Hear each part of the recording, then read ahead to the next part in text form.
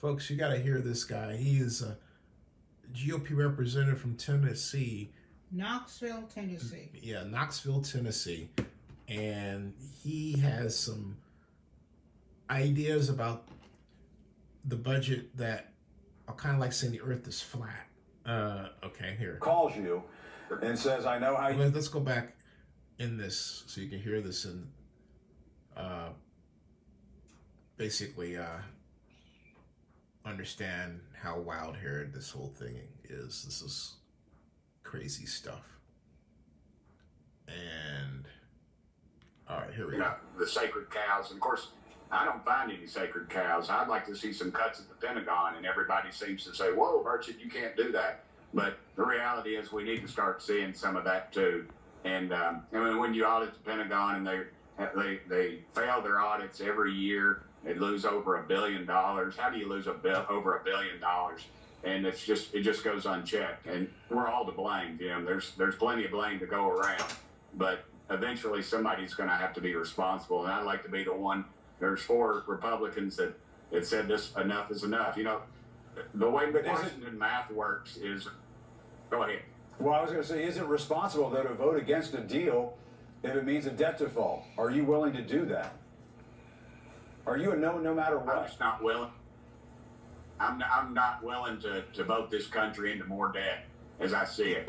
I send my daughter to the store. She says, Dad, I'm going to spend, I give her $10, and she goes down there and she decides she wants to spend 20. Then she comes back and said, Dad, I only spent 15. See, he doesn't get that. And this is the problem when you have representatives like that who don't bother to study the budget. The federal government budget is not your home budget. We print money. There's a big difference. He doesn't get that. So by Washington math, she saved me $5. In reality, she spent $5 more than we have. That's Washington math. Dumb. We've got to start responsible. We got to hold, and that's all there is. Both parties need to start holding the line. If we went back to pre-ending, we would have a surplus right now if we were at that level. Now, see, you said pre-pandemic. The thing about it is that we're not at that level. You can't wish it back there.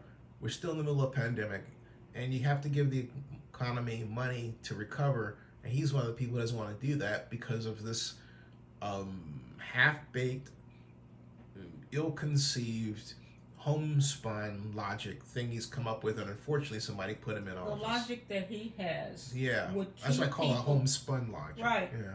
They would keep people from getting their Social Security checks. Yeah. They would keep all kinds of people from being able to function. Yep. So this country would go to pot. Right, because of folks like him. And Yeah.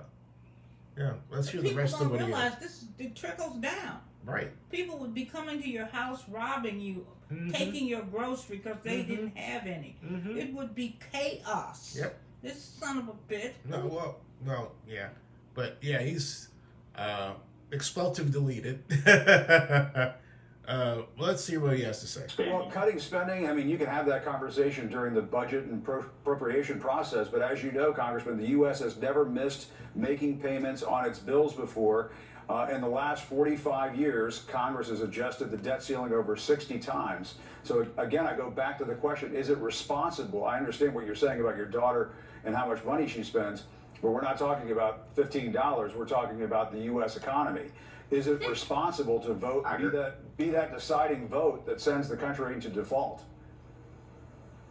I don't think we will send this country into default. We've allowed Janet Yellen to, she said we're going to default on the 7th. Now we're getting closer. She says it's going to be on the 1st. She said it was the 6th. Nobody is, as the young people say, nobody's provided the receipts. Nobody has called her in to Washington and said, show us the math on this. We're getting quarterly taxes are going to be paid. The country's going to be flush with cash. We are, if anything, it just delays the spending. People are still paying their taxes, so the money's still going to be coming in. If anything, things will be delayed a little bit. All they're doing right now is scaring people. Instead of cutting programs that have no need other than just political cronyism, we're telling our seniors, and the Democrats are using it well, and I get it. They're telling the seniors they're going to be cut, and our veterans are going to be cut, and nothing could be farther from the truth. And that's just the cruel reality of politics. Are most vulnerable to Yeah, but I'm trying to get a No, I sense don't of think this. Do you think that the debt ceiling is an artificial thing, that it's not real, and that a default would not have devastating consequences? Is that what you're saying?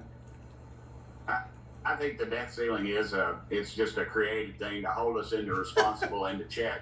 But the reality is, Jim, neither party is responsible. We've got to get back to some fiscal sanity in this country. It's just that much. We cannot keep spending at these levels. Again, if we went back to levels pre-COVID, we would have a surplus now and we'd be paying down our debt. What have we added since before COVID that is so important right now? Nothing.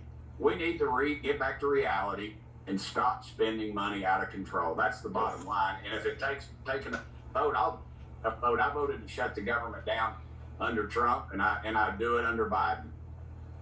But this is not a government shutdown. This is a default. Yeah, he doesn't understand So it. you're saying no matter what happens, you'll vote for default.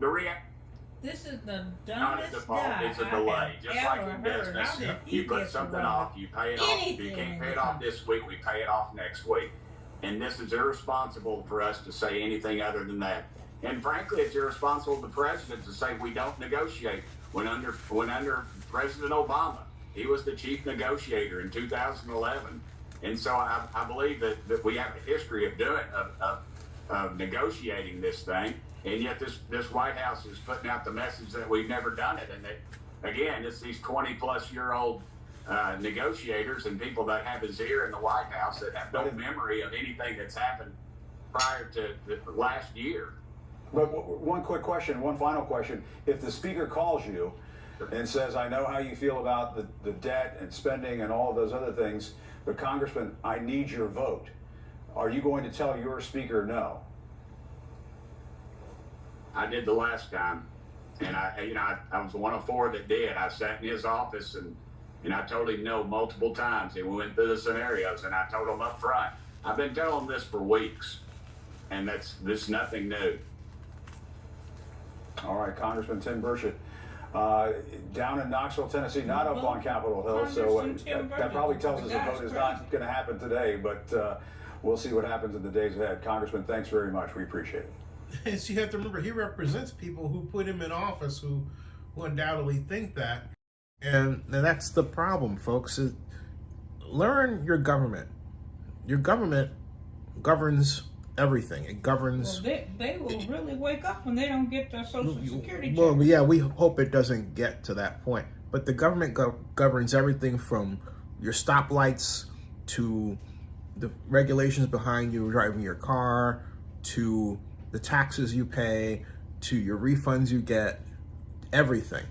And you might as well jump in there and find out how it works rather than electing somebody because you think that they're liberal or conservative. Make sure they're looking out for your pocketbook. Your pocketbook, okay? First and foremost. And if you don't understand what that means, learn it because you're going to be affected by it. I guarantee you. Don't reelect guys like this. I don't care that he is Republican. You can be a smart Republican and okay, and a smart Republican doesn't hold that point of view. So, just stop the insanity with these folks. Oh, please. Subscribe to Zenny62 and bookmark OaklandNewsNowBlog.com and Zenny62.com and Oakland News Online.com. Excuse me. Thank you. Sorry. Hey, I see you just joined us. I'm going to end the broadcast. I'll be back a little bit later to talk about other stuff, like the A's.